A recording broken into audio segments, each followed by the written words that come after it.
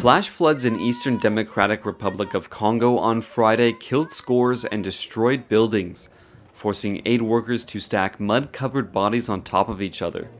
The rainfall in South Kivu province caused rivers to overflow a day prior, inundating the villages of Bushushu and Nyamukubi. People were seen digging through the mud to recover bodies. Survivors gathered outside a wooden shed where Red Cross workers placed corpses on top of each other. Some describe unimaginable loss. I lost my husband, and now I am left with 5 children.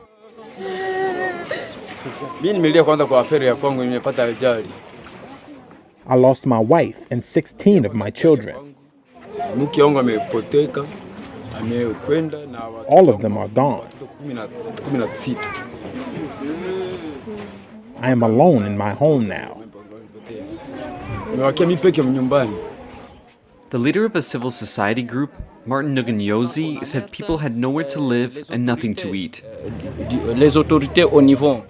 Dozens of injured people were being treated at the territory's main hospital, where Dr. Norbert Walangulu said there is not enough medicine and equipment to properly treat them. It's an opportunity, he says, to send a message that during disasters we must be rescued and helped with consumables.